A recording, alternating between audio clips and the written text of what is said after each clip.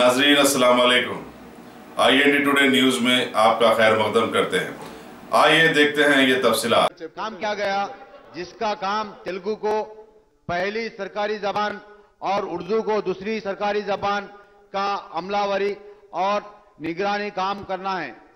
सरकारी जबान कमीशन में चेयरमैन और 4 मेंबर्स रहते हैं, जिसमें एक मेंबर उर्दू जबान का माहिर होता है।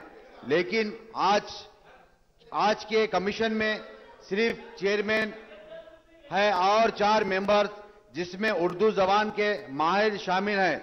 तकरीर करना बाकी है। मैं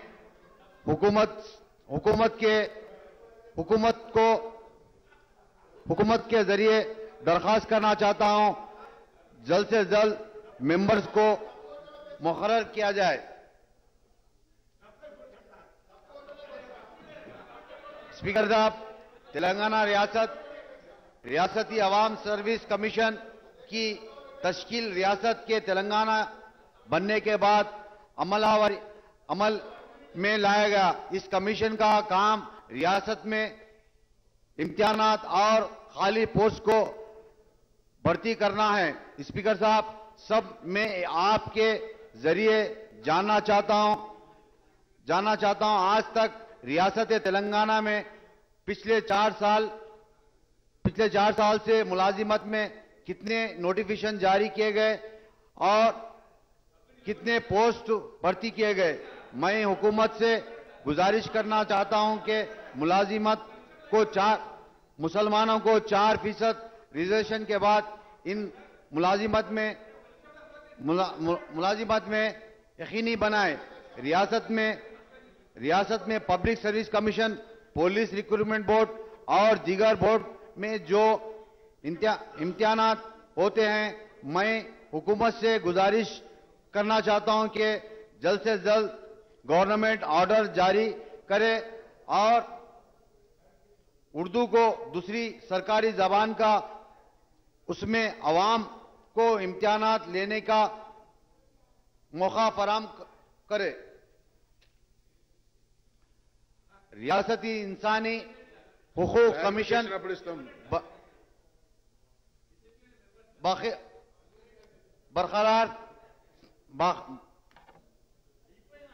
रियासती इंसानी हुकूक कमीशन जो चेयरमैन के पिछले कुछ साल से काम कर रहा है। कमीशन जो इंसानी हुकूक और हक के लिए काम करता है, इसमें चेयरमैन के अलावा अदलिया और दीगर अदलिया मेंबर्स होते हैं।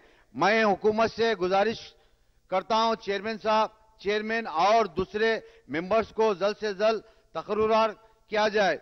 अवामी नुमाइंदे, अवामी मुलाजिमीन और सीनियर ओहदेदार में रुश्वतखोरी रोकने के लिए निगरानी करने के लिए कई मकामी जल्द से जल्द बिछाए और लोक एकता और उप लोक एकता उन ओहदेदारों के खिलाफ कार्रवाई करते हैं जो इंतजामिया का गलत इस्तेमाल करते हैं।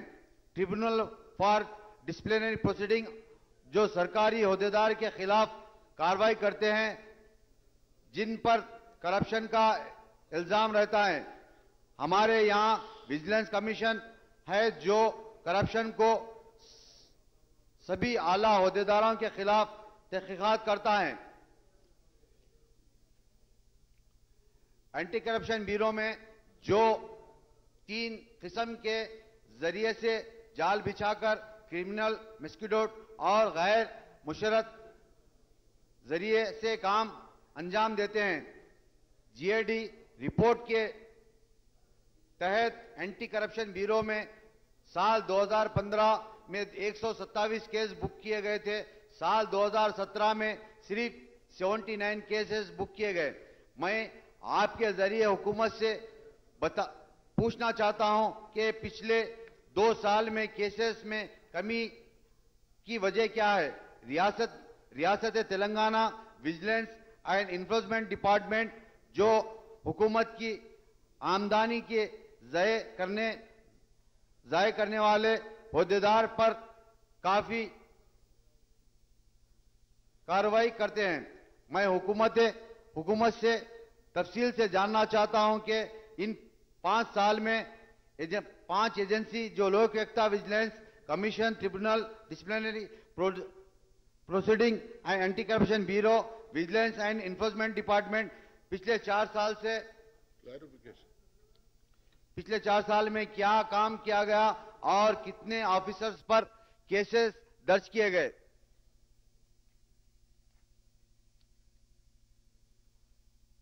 स्पीकर साहब, जो